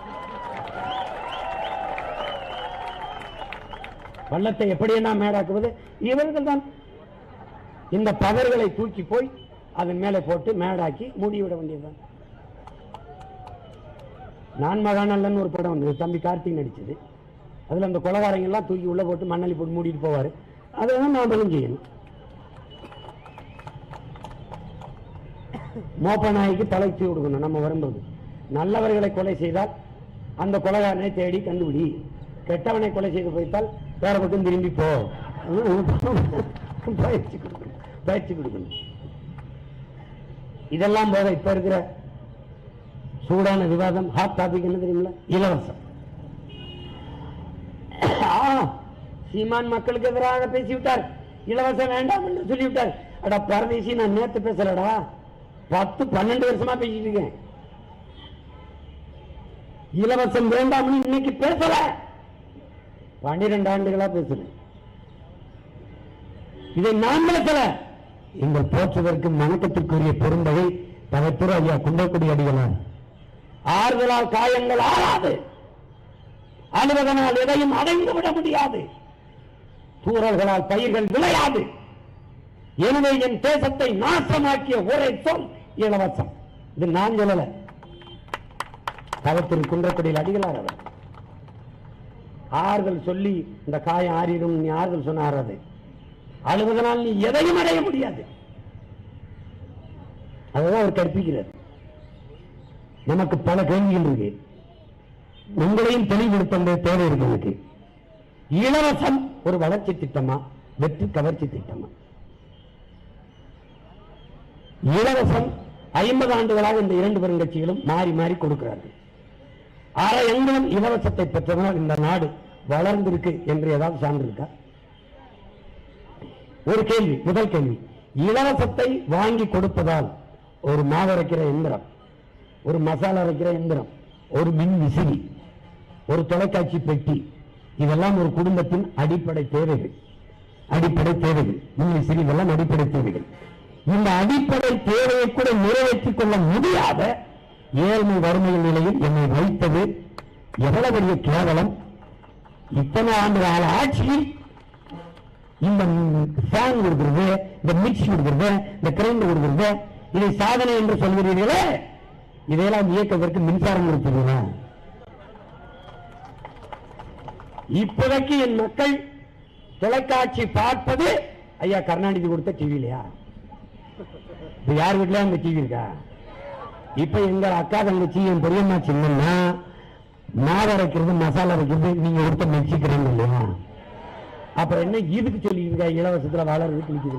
எதுக்கு சொல்ற? எதுக்கு சொல்ற? இலவசம் கொடுக்கிறீர்கள், பணம் ஏது? யாரு காசு? என் ரத்தத்தை எடுத்து என் உடம்புக்கே செலுத்துவதை ரத்த தானம் என்று சொல்ல உங்களுக்கு எப்படி மனம் கூசல? என் தட்டிலே இருக்கிற காசை எடுத்து திருப்பி என் தட்டிலே போடுவதை தானம் கொடை என்று எப்படி சொல்றீங்க? உங்களுக்கு வெட்கமல்ல? வெட்கமல்ல? இயலாதவர்களுக்கு கொடுக்கிறோம். எங்களை இயலாதவர்களாக ஆக்கியவர்கள் யார்?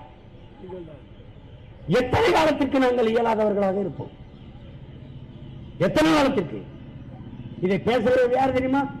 4 சீட்டு 5 சீட்டுக்கு திமுக அதிமுக விட்ட கையேந்துகிறவர்கள் நாம் கையேந்துவதை இயலாமை என்று சொல்கிறார்கள்.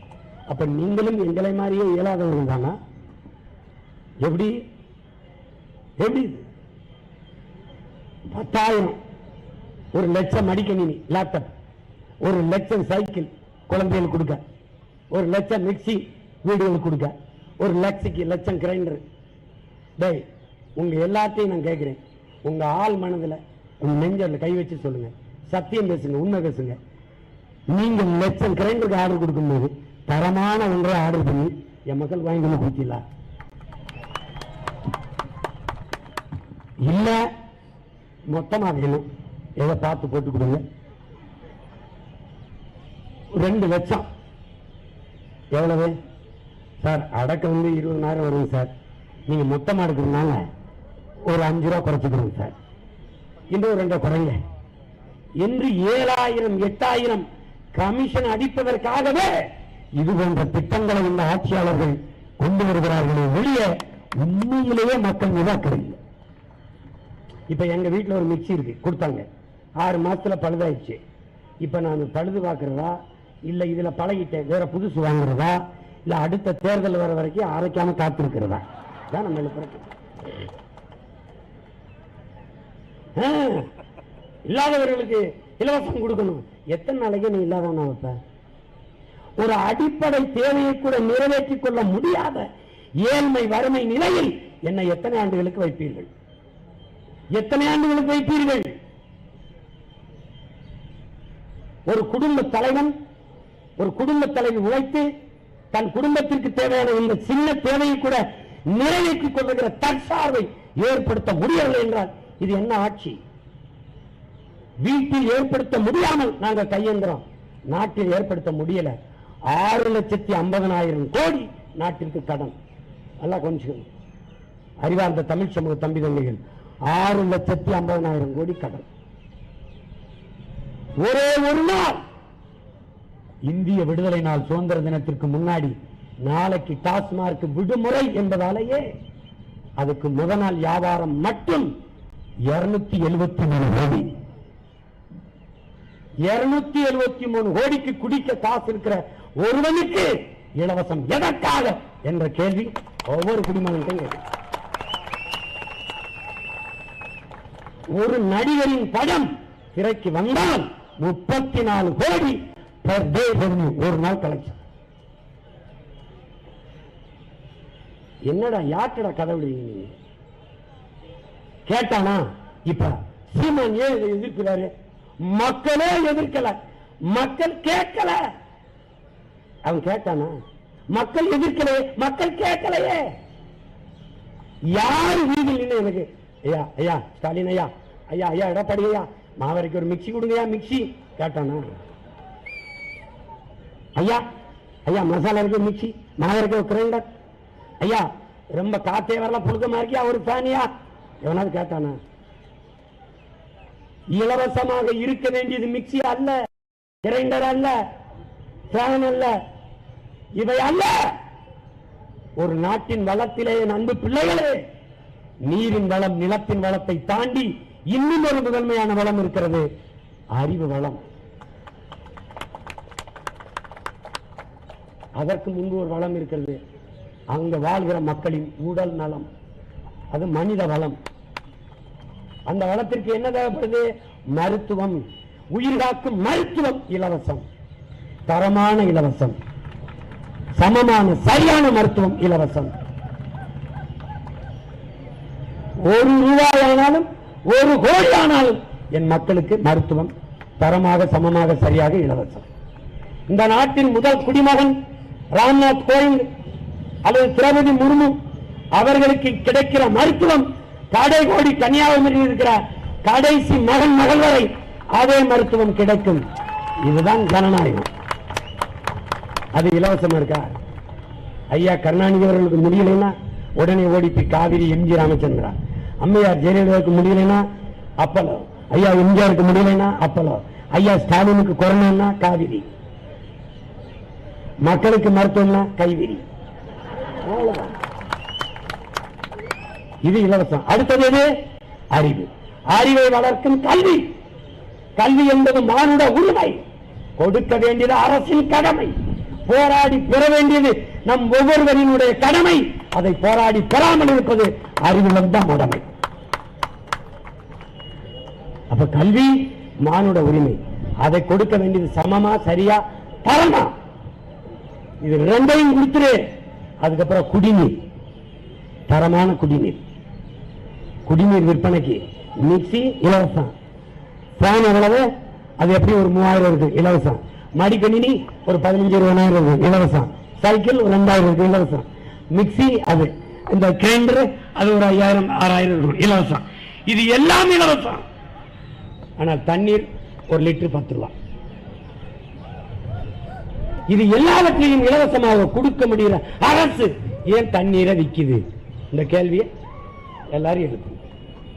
தண்ணீரை ஏன் விற்கிறது என்றால், தண்ணீரை இலவசமாக கொடுத்து விட்டால் தண்ணீரை விற்கிற முதலாளி இருக்காங்க, அக்கோசனா கிண்ணு அப்பலோ குப்பலோ, அவனுக்கு வியாபாரம் படுத்துக்கணும். அவனுக்கு வியாபாரம் படுத்துக்கிட்டா இவனுக்கு வர கமிஷன் படுத்துக்கணும். இப்ப புரியுதா கமிஷன் பாய்ஸ்? அதனாலதான் இவங்களை புரோக்கர் என்று நாம் சொல்றது காரணம் தான். இப்ப அவர் கஞ்சா, அபின், கராயின், மாத்திரைகள், குட்கா, போதைப் பொருள் போதைப் பொருள் போதைப் பொருள் கத்துறது காரணம் என்ன? உன் மேல நாட்டு மக்கள் மேல இருக்க அக்கறை இல்ல ராஜா. நீ இங்கேயே கஞ்சா குடிச்சு படுத்துக்கிற, இங்கேயே குட்கா போட்டு படுத்துக்கிற, இங்கேயே இந்த ஸ்டாம்ப நாட்டில் ஓட்டி படுத்துக்கிற, இங்கேயே மாத்திரை போட்டு படுத்துக்கிற, டாஸ்மார்க் ஆள் வர மாட்டேங்கிற, உங்க வியாபாரம்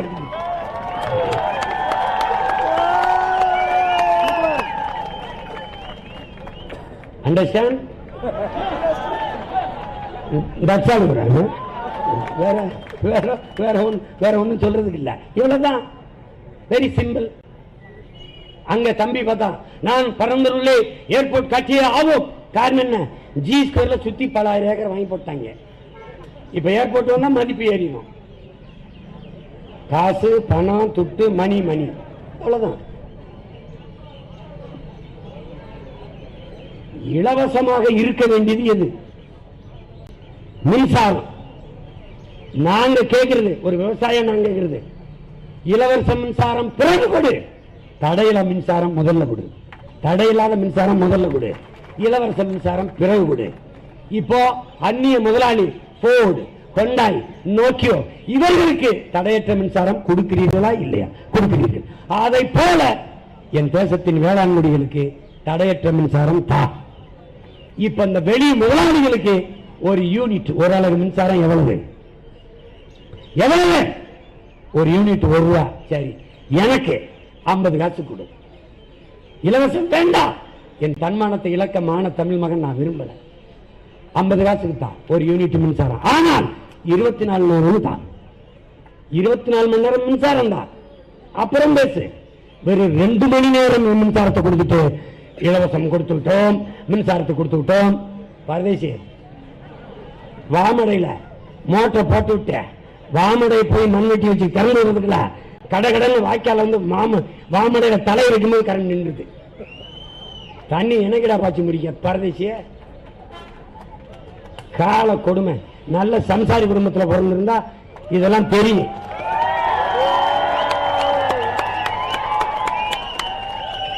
விளைநிலங்களை பறிக்காத, நாங்க உரிய விலை கொடுத்துருவோம், அதுக்கு மேல விலை கொடுத்துருவோம். உங்க அப்பன் பரம்பரை சொத்தை வித்து கொண்டாந்தாலும் ஒரு நிலத்தை உருவாக்கலாம், ஆனால் ஒரு விளைநிலத்தை உருவாக்க முடியாது. எங்கள் பரம்பரை பல தலைமுறையாக ஒரு விளைநிலத்தை உருவாக்குறதுல பணியாயிருக்கு.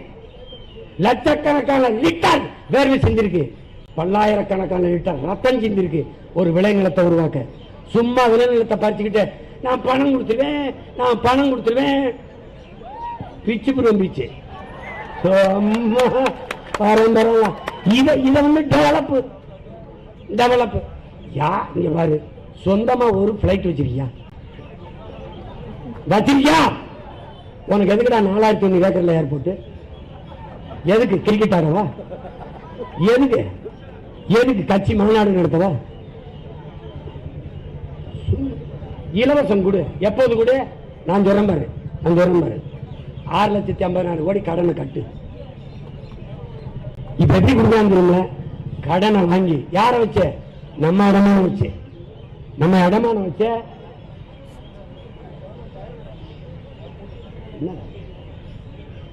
என்ன? நம்ம அடமானம் வச்சு நம்மளை குடிக்க வச்சு 50,000 கோடி ஆண்டு ஒன்று இருக்கு வருமானம். 50,000 கோடியில ஒரு 5,000 கோடி வச்சுக்க, 2,000 கோடி 5,000 கோடி உனக்கு.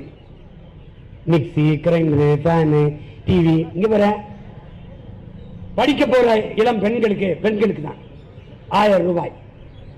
நம்ம பிள்ளைய தங்கச்சி அக்கால படிக்க போற நம்ம தங்கச்சி நம்ம பிள்ளைகள் எப்படி 5 லட்சம் கட்டி 10 லட்சம் கட்டி இதே கல்வியை கட்டணம் இல்லாத தரமாக உயர்வாக நீ அரசு பள்ளி கல்லூரியில் கொடுத்து விடு. எனக்கு 1000 ரூபாய் பிச்சை போடுறது நிறுத்திவிடு, எனக்கு தேவையில்லை.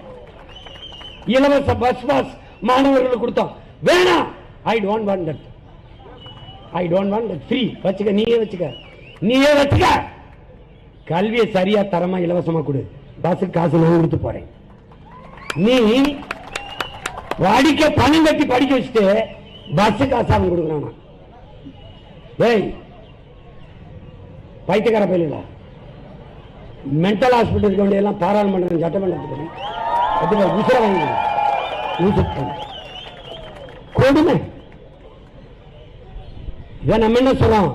புரட்சி என்பது தலையில் மாற்றம். கீழே இருக்கிறது மேல வரணும், மேல இருக்கிறது கீழே வரணும். வீதியில் நின்று இன்னைக்கு பார்த்துக்கிட்டு இருக்கிறவன் அதிகாரத்துக்கு வரணும், மேல வரணும். மேல இருக்கிறவன் ஒரு நாள் கீழே வரணும். இதுக்கு பேர் தான் தலையில் மாற்றம். இது நிகழும். அப்ப எப்ப கொடுக்கணும்? சாலை சரியா போட்டேன், போக்குவரத்தை சீரமைச்சிட்டேன், தடையற்ற மின்சாரம் கொடுத்துட்டேன், பாதுகாப்பான சூழல், சுற்றுச்சூழல் பாதுகாப்பு எல்லாம் கொடுத்துட்டேன். தடையற்ற மின்சாரம், அப்புறம் குடிக்க நீர் என் மக்களுக்கு வீட்டில் ஒண்டி கொடுத்துட்டேன். தரமான குடிநீர் கொடுத்துட்டேன். கல்வி கொடுத்துட்டேன். மருத்துவம் கொடுத்துட்டேன். எல்லாம் செஞ்சுட்டேன். குடியிருக்க வீடுல என்ற குடிகளே கிடையாது, எல்லாருக்கும் வீடு கொடுத்துட்டேன். ஆனாலும் பாருங்க, இத்தனாயிரம் கோடி மிச்சம் இருக்கு, உபரியா பணம் இருக்கு. அப்ப கூட இலவசம் கேட்டா ஏதாவது செருப்பு கழிச்சு. நீயே கடங்கார பைய, பிச்சைக்காரனுக்கு பிறந்த பிச்சைக்கார பைய நீ ஏய், எதுக்கு அரசு பணியாளர்கள் 58 வயசுல ஓய்வு வரணும்ல? 58 வயசுல ஓய்வு வரணும்ல? 59 வயசுல ஏன் ஆக்குன? பதில் சொல்லு. இப்ப கூட ஒரு வருஷம் நீட்டி 60 ஆண்டுகளா ஏன் ஆக்குன? 60 வயசு வரை ஓய்வு பெறாம வேலை செய்யலாம் என்று அரசு பணியாளர்கள் ஏன் கொண்டு வந்த? நீங்க நான் சொல்லணும்ல, 58 வயசுல ஓய்வு வர வச்சு வீட்டுக்கு அனுப்புனா அவனுக்கு ஓய்வூதியம் கொடுக்கணும். ஓய்வூதியம் கொடுக்க கேஸ் நகை. அதனால இன்னும் கொஞ்ச நாள் இருங்களேன், இன்னும் கொஞ்ச நாள் இருங்களேன். இங்க படிச்சுட்டு வேலை இல்லாம பல லட்சக்கணக்கான இளைஞன் வெறியில் இருக்கிறான். இவனை அவங்கள ஓய்வு கொடுத்து படி கொண்டு போக காசு இல்லை, தெரியுதுல்ல? அப்புறம் இலவசம் கொடுக்க எங்க இருந்து வருது காசு? இயலாதவர்களுக்கு நாங்கள் இலவசம் கொடுக்கிறோம். அப்போ இந்த இயலாதவர்கள் வாங்கி சாப்பிடுற அரிசியில 5 விழுக்காடு ஜிஎஸ்டி போட்டானே, எதிர்த்து போரிட்டு ஏன் அதை இறக்கல? அந்த ஜிஎஸ்டி ரத்து பண்ணல, ஏன் பண்ணல? பருப்புக்கு விளையத்தினானே, பால் 5 விழுக்காடு போட்டானே, தயிருக்கு போட்டானே, ஏன் போராடி இறக்கல? அப்பவும் அது இயலாதவனுக்கான அத்தியாவசிய பொருள் இல்லையோ? எப்படி இப்ப நான் பேசுறேன். இதே ஐயா ஸ்டாலின் அவர்கள் நமக்கு நாமே,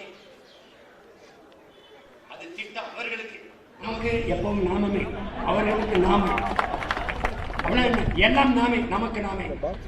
வருமானம் நமக்கு, மின்துறை வருமானம் நமக்கு, எல்லாம் நமக்கு நாமே. அதுல ஐயா பேசிக்க தெரியல, இலவசத்தை மக்கள் யாரும் கேட்கல, எங்களுக்கு வருவாயை பெருக்கி கொடுங்க, நாங்களே வாங்கிக்கிறோம் தான் சொல்றாங்க. ஐயா அன்னைக்கு நீங்க சொன்னதான் இன்னைக்கு சீமான் சொல்றாங்க. அன்னைக்கு இனிச்சது நாங்க சொல்லணும். இலவசம் வேண்டாம், இலவசம் பெற வேண்டிய நிலையில் இல்ல. எங்களுக்கு கல்வி கொடுங்கள், அதற்கேற்க வேலை கொடுங்கள், அதற்கேற்ப ஊதியம் கொடுங்கள். எங்களுக்கு உழைப்பு கொடுங்கள், அதற்கேற்ற சம்பளம் கொடுங்கள். அதை கொண்டு வாழ்கிற பெருமை மிக்க வாழ்வை கொடுங்கள். தன்மானமிக்க தமிழர்களை தன்மானத்தோடு வாழ விடுங்கள்.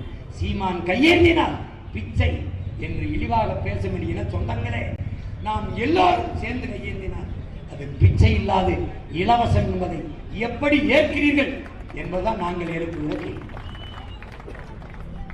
இந்த இலவசத்திற்கு காசை எங்கிருந்து எடுக்கிறார்கள்? ஐயோ, உங்கள் காசு, உங்கள் பணம். அது எப்படி எனக்கு இலவசமாகும்? அதை கொடுத்தா ஐயா மிக்சி கொடுத்துட்டாரு, ஓட்ட போடு. ஐயா கரண்ட் கொடுத்தாரு, அவருக்கு போடு. அடுத்த தடவை ஒரு பாடை எனக்கு வரும், அதில் ஓட்ட போட்டு படுத்துக்க முடிஞ்சு. தமிழர் என்ற ஒரு இனம், மானத்துக்கு உயிரை விட்ட இனம், மானம் வீரம் அறம் 3 உயிரென்று வந்த இனம், ஆண்டுதோறும் உழைக்குது. கடைசியாக அதுக்கு ஒரு பொங்கல் வருது, அது தேசிய பண்டிகை. அவனுக்கு ஒரே ஒரு பண்டிகை, அந்த இனத்திற்கு அதுதான். அந்த பண்டிகைக்கு 1 கிலோ அரிசி, 1/2 கிலோ சர்க்கரை, நல்லா கொஞ்சம் கொஞ்சம் எண்ணெய், ஒரு கரம்பு, இதை வாங்கி பொங்க வைக்க துப்புல முடியல. 1 கிலோ அரிசி இலவசம், 1/2 கிலோ சர்க்கரை இலவசம், கொஞ்சம் எண்ணெய், 1 முளக்கரை. வீட்டில் 5 பேர், ஆளுக்கு ஒரு வெடி, கூட 1 முளக்காய். அது எதுக்கு? அது அந்த வீட்டு கயிறை இந்த வீட்டு கயிறை வாங்கி சேர்த்து ஒரு கயிறை போட்டு வரிசையில் அது தொங்கிடும். அதான் ஒரு நாள் பண்டிகைக்கு 1 கிலோ அரிசி வாங்க முடியாத அளவுக்கு நாம் ஒக்கற்று போனோம், திக்கற்று நிற்கிறோம் என்பதை அறிவார்ந்த தமிழ் சமூக மக்கள் புரிஞ்சுக்கணும். இப்ப ரத்தன் டாட்டா ஒரு அறிக்கை கொடுத்துட்டது, வாட்ஸ்அப்ல இருக்கு, படிக்கிறது வலைத்தளம். என்னன்னா, குடிக்க போறவங்க ஆதார் அட்டை இணைச்சு விடுன்ற, எவன் குடிக்க போறாங்கிற கணக்கு உனக்கு வந்துடும். வந்துச்சுன்னா அவனுக்கு உணவு மானியத்தை துண்டிச்சு இலவச அரிசி கொடுக்குறீங்களா அதை எடுத்து. ஏன்னா குடிக்கிறதுக்கு காசு வச்சிருக்கான்ல, அப்ப அரிசி வாங்கவும் காசு கொடுக்குறீங்க. குடிக்க காசு வச்சிருக்கவனுக்கு எதுக்கு அரிசி இலவசம் கொடுக்குற? அரிசியை நீ இலவசம் கொடுக்கறதுனால அந்த காசு எடுத்துட்டு குடிக்க வர. அப்ப அந்த இலவசத்தை நீ துண்டிச்சிட்டீங்கன்னா ஒருவேளை காசு இல்லைன்னு அந்த காசை வச்சு அரிசி வாங்கலாம். இது நல்ல யோசனையா இருக்கு. இதை நத்தன் டாட்டா சொன்னா கேட்பான், ஏழை பாமர மக்கள் நம்ம சொன்னா கேட்பானா? கேட்க மாட்டான். ரொம்ப நாளா இந்த சேவல் கூவுது, ஒரே பிரச்சனை என்ன, கூண்டுக்குள்ள இருந்து கூவுது. இது கூரை மேல இருந்து கூவுது. அதுக்கு என்ன பண்ணி இருக்கு? அதிகாரம் நம் கைக்கு வரும்.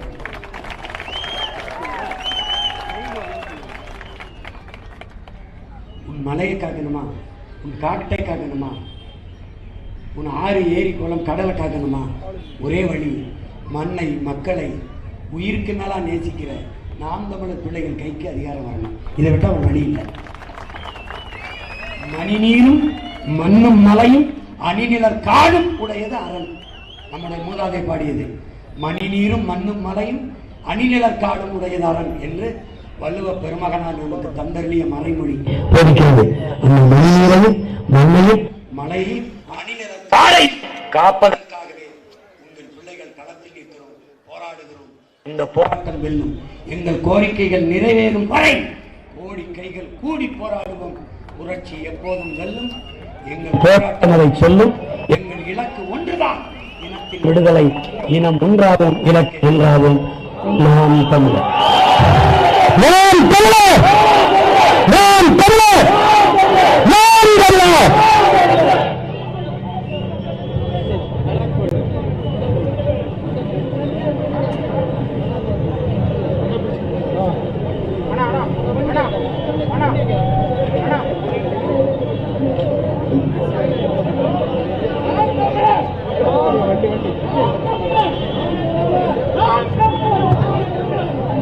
வண்டி